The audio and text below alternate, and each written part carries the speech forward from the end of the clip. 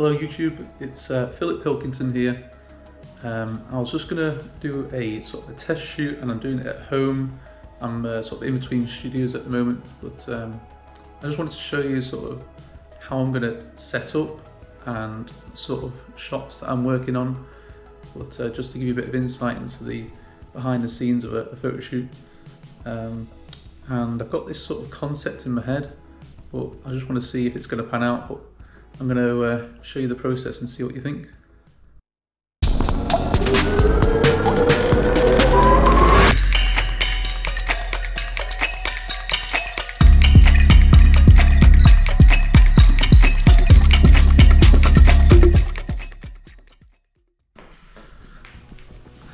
So these are the products that I'll be working on.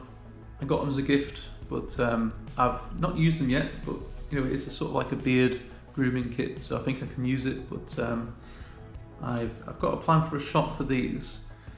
It's going to be like a sort of studio style shot, but I've got all my equipment over here. So this is all my equipment I'll be using. But I'm going to do a setup, and I'm going to just show you some little bits about how I would do it. So I've got an idea for this.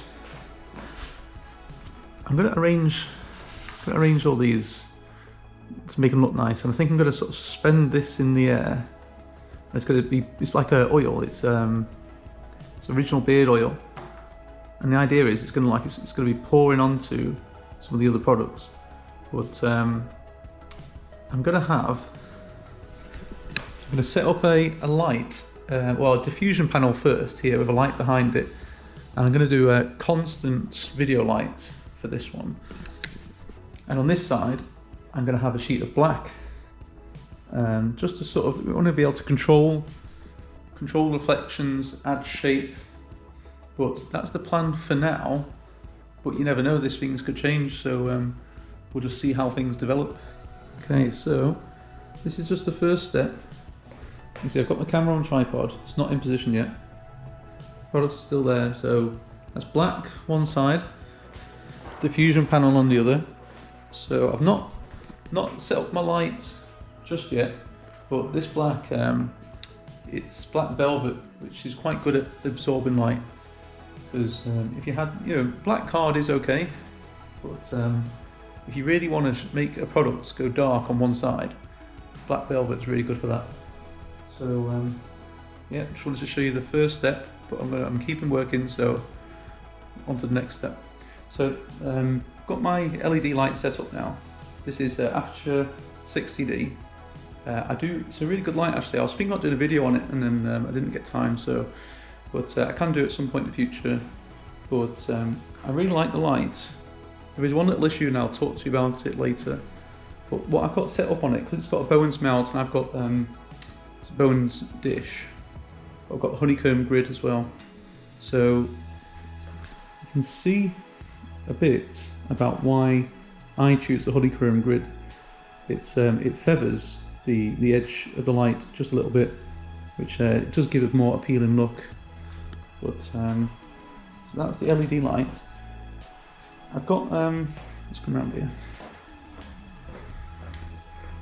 I've got another little piece of black set up there. So this black is controlling this side very well. The other side of the product, because it is white product on a white background, I needed another bit of black on the other side of the product just to control the edge of the product, because it can bleed, you know, as in the white product can bleed into a white background. So that's going to help.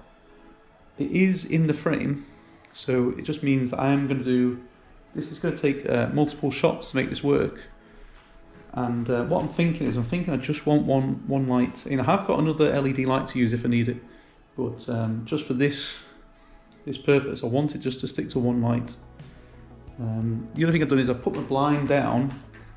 There was too much light coming from the back, and I know the issue with that is it's blue, and it does give a bit of blue reflection onto the product. I could compensate for that, either using another light instead. Also, I mean, I've got a grey card, so I'm going to use grey card to get the correct colours on this. I'm going to do multiple shots to make this work. So that will be a shot with the blind up and with the blind down. And I'm also going to need to do a focus stack as well, because if I show you my camera, if you can see on there that what's happening is the main bottle is in focus. The front of the scissors and the front of the balm, they're not in focus. So every different shot I do is also going to need a focus stack. So to be fair, this is going to be quite a few images to make this work, and I've still got to suspend the other little bottle above it all as well. So I'll show you when I've got that more set up. Hey guys, so I've been getting to work on this shoot. Quite a few things have happened. I'll show you because I've got all the stills of step by step of what's happened through the camera. But I've adjusted a few things. This diffusion panel has been brought more forward. The light got moved around to the side also. The black got moved further back. I did some shots. It was going okay. Actually, one of the things I changed was I actually ended up putting a light at the back, a little bit of block on what's happening through the window, so there's not too much blue coming through. Didn't really want to do that, but I had to in the end because the bottle, because it's reflective, it's got some really shiny bits. The window light was shining on the edge of the product and it didn't look very good. So I've done that, which has just given us a bit of a white background, because when I do get these shots into Photoshop, everything's going to cut out. So the background, if it's a little bit patchy with what is a radiator, you know, it's going to be out of focus in the frame, but it doesn't matter because I'm going to cut it all out. I did a shot of the beard oil and it's sort of suspended up. It was very difficult, that's one thing.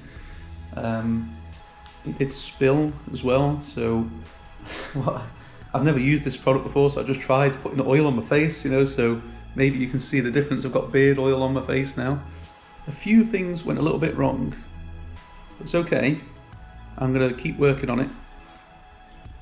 I've got a shot now where I'm recreating what I had, and I've put down a different type of white.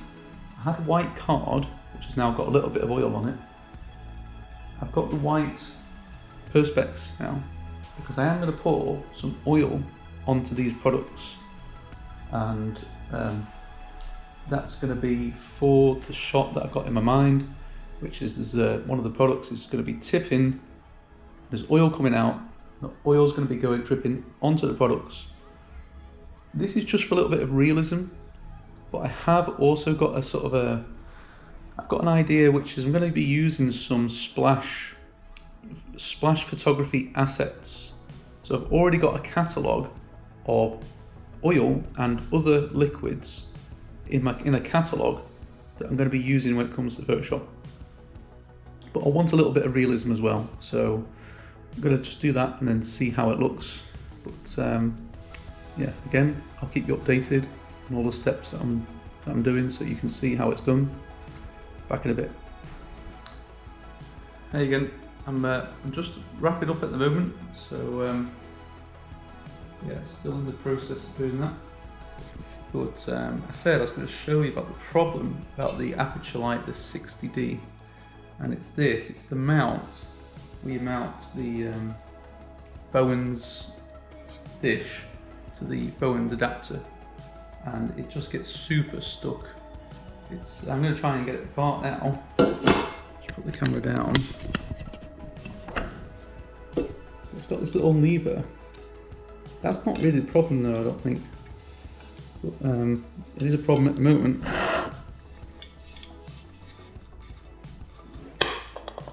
Yeah, I've done it there. So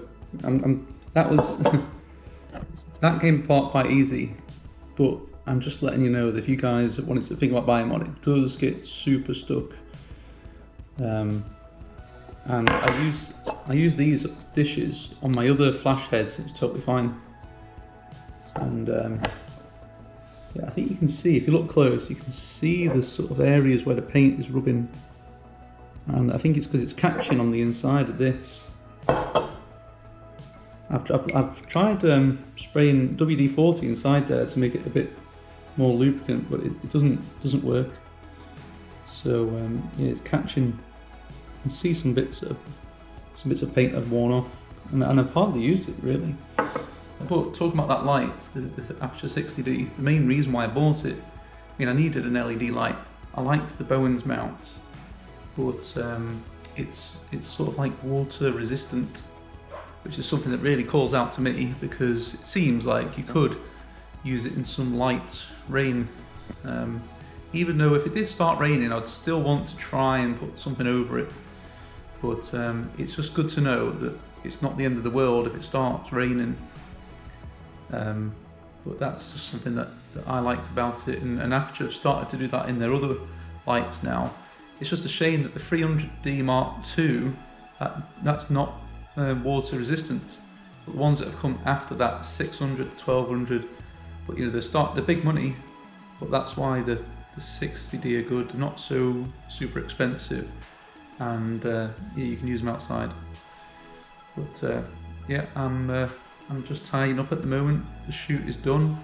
I ended up shooting some other little bits which I don't mind showing you, but I just thought I'd show you what it's like shooting at home. Now I'm going to get onto the computer, so I'll see you in a bit. Okay, so we're in Lightroom now, and I've already gone through the images just to put a star on the ones that I actually want to keep. But you can see that I've photographed that little bottle that's going to be floating, and I sort of propped it up on like a screwdriver in my home, and some white tack or blue tack that's white. I did a few shots of that because obviously you needed to get the shot at the top of the bottle and then the bottom of the bottle, because it's been supported by a screwdriver. So this is a shot for the bottom of the bottle, this one, because I mean the clamp's in the way. Again, this is for the bottom of the bottle, because you can see there, you can see how the white tack is covering the bottom, so I needed to do two shots to make it work. And I'll cut it out and I'll piece it together later. So yeah, I'm just cropping it all to size now because I don't need the whole image. But the reason why I didn't just zoom into the product and photograph it again is because I needed the right scale, because potentially it could be too big in frame if you just photograph it on its own. But you could adjust it, but then you'd just be guesswork in it. So I've processed the images, and you'll see that some of them were the same or looked the same, but that was for the focus stack, so focused in different areas. And there is a technique in Photoshop which I'll show you how to do that. So this is it here. I have speeded up this video, but that's because otherwise it would be really boring. Go through this at normal speed, it'll take forever. But yeah, this is going to focus stack the footage, the stills for us. Now it's not perfect, so you do need to zoom in. You need to check that it's actually focus stacked correctly. When I've zoomed in, you can see that there is a lot of marks on this product, and I did clean it. It's just that there was glue on the product and it was not coming off easy, and I didn't want to scrub it too hard because I just thought it would damage or scratch the bottle. So I did what I could, but yeah, there's a few marks on it, on the product, so I'll have to remove them. So as you can see, I've done a shot here with the oil actually spilt onto the product. So I've kind of cut it out and put it on I've got it as a separate layer at the moment. Actually, I've not cut it out yet. So I'm going to go around with the pen tool and cut out the one with the oil first, because then I'm going to drop it over the bottle shot without the oil, and it was not taken at exactly the same time. I did change the surface underneath, so the original shot was shot on the paper, on the card, sorry, and then I shot it again on the white perspex because I didn't want oil going all over the card, but it's okay going over the perspex. So yeah, this is me just cutting out with a pen tool. So different people have different techniques, but what I do is I just go around the whole thing and I keep putting points where I know where I'm going to later bend the line of the pen tool. The way other people work sometimes is they bend at every join before they continue. That's just not the way I work on the pen tool. But you can see I'm just grabbing the line and I just keep moving it around and manipulating it to fit the product. So it takes a bit of time to try and do it exactly, but yeah, it's best trying to do as good job as possible on this. It is a bit tricky using a pen tool. I never liked it and I still don't like it, but it is the best way to cut out these sort of product images that have sort of quite smooth lines, because the other ways, you know, you can let Photoshop cut it out for you with like the auto select tools that they have, but it will probably not do as good job as what this can do. But yeah, the pen tool is, if you don't know how to use it, I would recommend using it. If you're a product photographer, I think you've got no choice. I think you have to know how to use the pen tool. So yeah, it's worth experimenting with if you don't currently use it.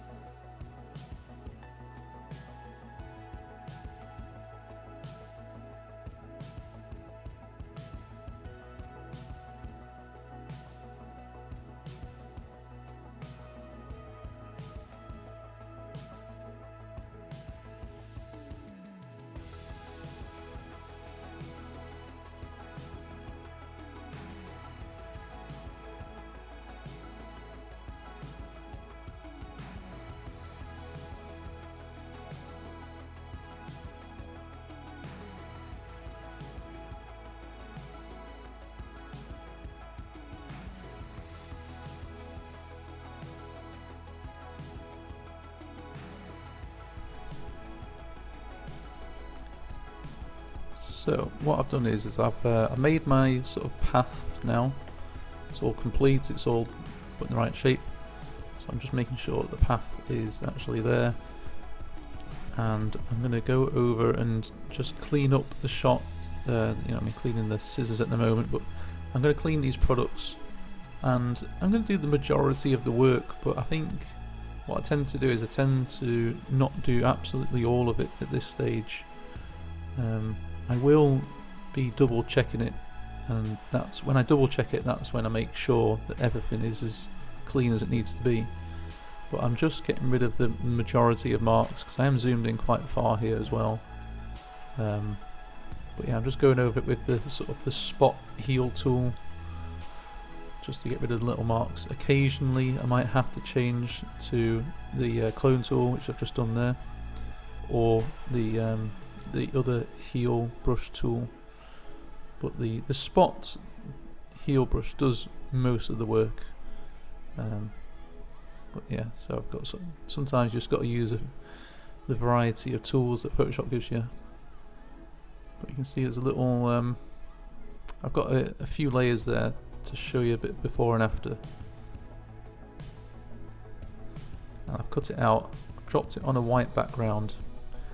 The original white background with the card, you can see that there are switched layers on and off, but I'm going to have to make sure that it all looks white because it's not completely white. So yeah, just some other little bits to cut out. Sometimes it's easy to forget that when there's little gaps, they also need cutting out.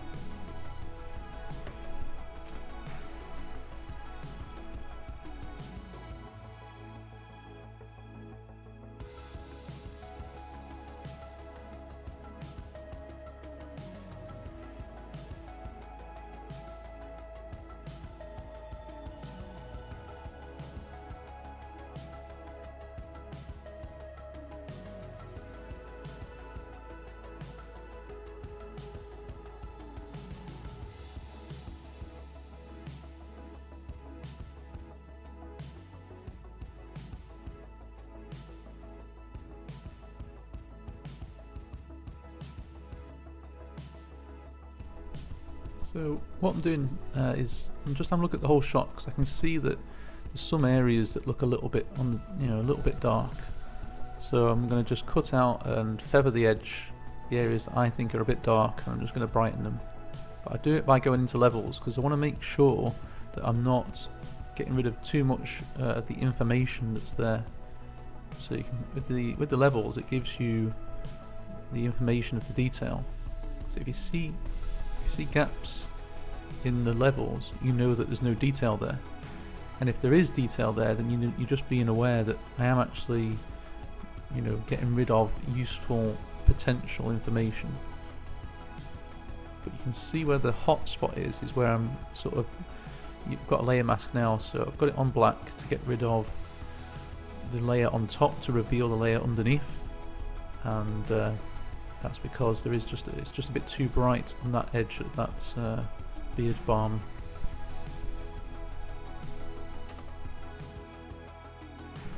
So I've made the page a bit taller, filled it with white. You can see I've just got some assets that I'm going to be relying on for the oil to be dropping out of the small bottle. So I'm going to be using some of these, cutting them out, dropping them in. I used a pencil to cut them out, which was a bit painful process, but yeah, you can just see all the different sort of layers that I've got on the go. I decided to add sort of like a warm overlay, so it's sort of like different sort of shapes in a already existing shot that you just drop on, and then you put them on the different blend mode, put them on screen, I think, just to help sort of blend it into the shot. But yeah, I think it just adds a bit of warmth, a bit of glow, as if, because all light is supposed to be sunlight or imitation sunlight, so it's just a bit of like a warm light. It's almost as if it's sort of like the sun setting or something like that. But that's the finished shot there, and I'll show you the finished shot in a sort of form of a JPEG as well. Alright, I hope you liked watching that video. Hope it was insightful for you of how I create product photography.